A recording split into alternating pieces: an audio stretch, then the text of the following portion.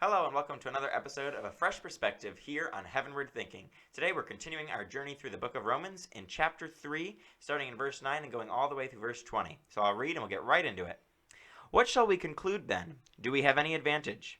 Not at all, for we have already made the charge that Jews and Gentiles alike are all under the power of sin. As it is written, there is no one righteous, not even one. There is no one who understands. There is no one who seeks God. All have turned away. They have together become worthless. There is no one who does good, not even one. Their throats are open graves. Their tongues practice deceit. The poison of vipers is on their lips. Their mouths are full of cursing and bitterness. Their feet are swift to shed blood. Ruin and misery mark their ways, and the way of peace they do not know. There is no fear of God before their eyes. Now we know that whatever the law says, it says to those who are under the law, so that every mouth may be silenced, and the whole world held accountable to God. Therefore, no one will be declared righteous in God's sight by the works of the law. Rather, through the law, we become conscious of our sin. So as we look at this difficult passage, what stands out to you right away? Yeah, nobody's righteous. That's it. Yeah, it's kind of a disappointing thing for people to have to read, and a kind of a depressing thing when we are hit right off the back of no one's righteous. And then we spend an entire portion of verses here just re-emphasizing in every way possible, it seems, that no one's righteous, and underneath the law, we would all be condemned by the law. Right? There'd be no hope without God.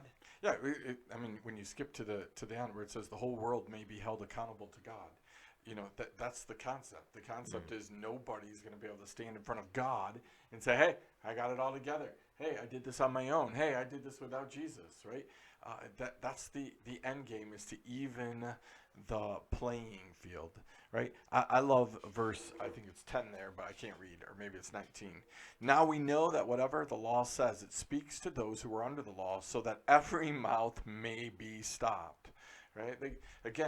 This concept of there are so many people who think that they're doing things righter than other people, right? And Paul just says we'd really like to shut them up.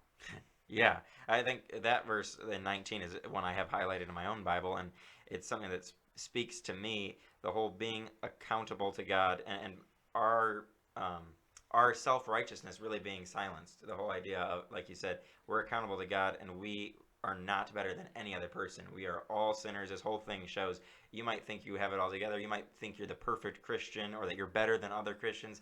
Yeah. But then when we read this, it says there's no one righteous, not even one. No one who understands, no one who seeks God. And I think that is a really powerful, bold thing that Paul's writing here, that we're all on an even playing field here. The playing field is all level because we're all sinners. Yeah, that ought to stop us from judging. Right? I mean, the concept here, the concept that Paul is trying to get across to the corporate is, hey, in order to do corporate well, you got to quit looking at each other in comparison to you. Yes, they might be doing some pretty awful sin, but you're not righteous either. And in the end result, in the end game, it's any little bit of unrighteousness keeps us from heaven, but for Jesus. So the truth of the matter is, you don't need to be guilty of murder or adultery or all the other big ones, right, in order to keep from getting to heaven. You can be guilty of those little white lies that we love to tell in order to protect ourselves and other people. Absolutely. And really, this whole passage here, as we've continued on in Romans for the first few chapters, we've worked through really establishing how sinful, how wicked we are as human beings, how everyone is without excuse, as we did in the first chapter of Romans, then working into chapter 2 with that idea, and then here we are in chapter 3, re-emphasizing all of us are sinners. We are without hope if we are just measured up by this law. And then as we transition in the next section next week and into the following chapters of Romans, we're going to be transitioning into righteousness through faith, and how grace comes in through the salvation that comes through Jesus Christ, and how there is a different way for us to measure up. We don't have to measure up because Jesus already did that for us. And so this really emphasizes, right before Paul shares the good news, it really emphasizes the bad news, that we're all sinners. So we have to have that in mind, but also looking ahead towards there is hope here. It's not all depressing and dark like it looks in the first two portions of Romans 3. There is hope in the final portion where we're going to see that righteousness is available through Jesus Christ and faith in him.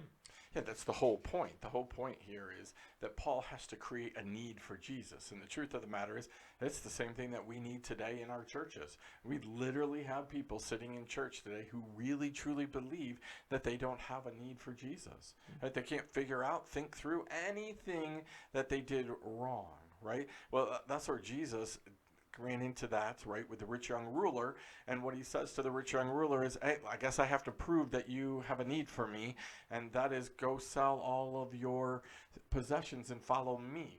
Well, I know he didn't want to do that. He wanted to go away sad. So we know that there's some sin in his life, right? Whether that's pride, whether that's, covetousness for, his stuff or anybody else's stuff. Like, Paul's having to do that same thing here. Hey, all of you have a need for Jesus. It's not about what you have or have not done. And again, I don't know where we got in our minds in church that having a need for Jesus is a bad thing. Absolutely. I think as we transition to heavenward thinking from our earthly thinking, like we do every time on the show, really it's so important that we have that focus on Jesus, where we have a need for Jesus. Here at Heavenward Thinking, it's our goal to point people to Jesus, and to a heavenward thinking where we're thinking more like Jesus and less like ourselves and being self-righteous. And like you said, it's so important that we teach people to understand that having a need for Jesus is essential to human beings. It's not a bad thing to have a need for Jesus. We all were created to have a need for Jesus. We all were created to have a relationship with Jesus. And when we come to that knowledge that we need Jesus, I think we find a lot more freedom than when we try to just live up to our own righteousness and do everything our own way and compare ourselves with other people. Yeah, I mean, you started out by saying, like, okay, what jumps out at you? Nobody's righteous. And then when you talk about heavenward thinking, well, then that means we all need Jesus. Because the truth of the matter is, it's a really short thing. Nobody's going to be able to stand in front of God and be okay. So none of us are going to heaven, but for Jesus. It is so simplistic in nature that it should revolutionize everything we do, right? Of course our boss isn't going to heaven. Of course our spouse isn't going to heaven. Our kids aren't going to heaven. All the people we don't like, the person who just, ran through the stop sign and almost caused an accident. None of these people are going to heaven, but for Jesus. And if we have Jesus, then we have the key to getting people to heaven. Amen. And I love how that sets us up perfectly as we transition into next week, where it's all pointing towards Jesus. We've built it up in these first several weeks going through the book of Romans. We built it up that we need Jesus. We can't do this on our own. And then now we're going to transition into there is hope in Jesus. And as we transition to that, I hope that this week you would examine your own lives and consider whether or not you might be able to do things better with Jesus than just trying to do it on your own. So I hope you will take time to consider that and look forward as we look towards Jesus as our hope, and we put our faith in him as we transition into the final section of Romans chapter 3. Join us next week for the conclusion of this chapter.